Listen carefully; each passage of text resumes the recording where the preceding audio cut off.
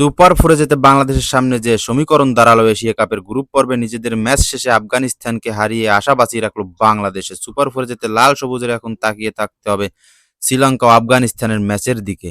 মঙ্গলবার 16 September B গ্রুপের ম্যাচে আফগানদের 8 রানে হারিয়েছে লিটন দাসরা। তবে দলটি 25 বা তার বেশি রানে জিততে পারলে অন্য ম্যাচের দিকে তাকিয়ে থাকতে হতো না টাইগারদের। সুযোগও তৈরি হয়েছিল, তবে 19তম ওভারের পঞ্চম বলে রান আউট মিস করে সে সুযোগ নষ্ট করেছে মোস্তাফিজুর রহমান। আফগানদের শেষ উইকেটটি তখন তুলে নিতে পারলে 22 রানের বড় জয় পেত লাল সবুজরা। হংকংয়ের বিপক্ষে 7 উইকেটের জয় এবারে আসর শুরু করেছিল বাংলাদেশ। তবে পরের ম্যাচে শ্রীলঙ্কার বিপক্ষে বাজে হারের কঠিন সমীকরণে পড়েছে টাইগারদের সুপার ফোরের যাত্রা। গ্রুপ পর্বের 3 ম্যাচের শেষে 4 পয়েন্ট নিয়ে বর্তমানে টেবিলের দ্বিতীয় অবস্থান করছে বাংলাদেশ। তবে রান রেটে অনেকটা পিছিয়ে লিটনরা। তাদের নেট রান রেট 0.2.70। অন্যদিকে 2 ম্যাচে 4 পয়েন্টে 1.546 নেট রান রেট নিয়ে সুপার ফোরের অনেকটা নিশ্চিত শ্রীলঙ্কার।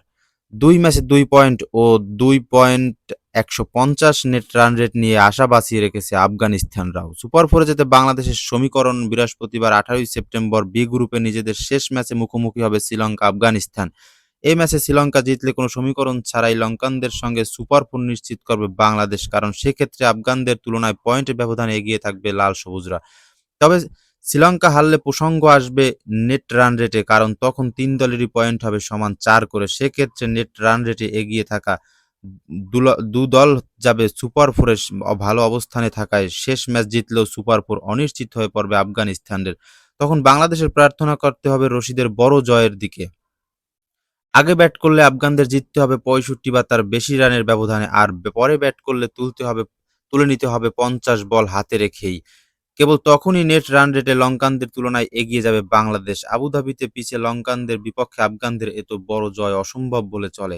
তার চেয়ে টাইগারদের সহজ সমীকরণ লঙ্কানদের জয়। গ্রুপ পর্বে সবগুলো ম্যাচ হেরে ইতিমধ্যে আসর থেকে বিদায় নিয়েছে বি গ্রুপের অন্য দল হংকং। অন্যদিকে এ গ্রুপের সুপার ফোর থেকে আসছে ভারত ও পাকিস্তান বড় দুই পরাশক্তির ভিড়ে। অন্য দু দল সংযুক্ত আরব আমিরাত ও ওমানের পরের ধাপে যাওয়া এক প্রকার অসম্ভব।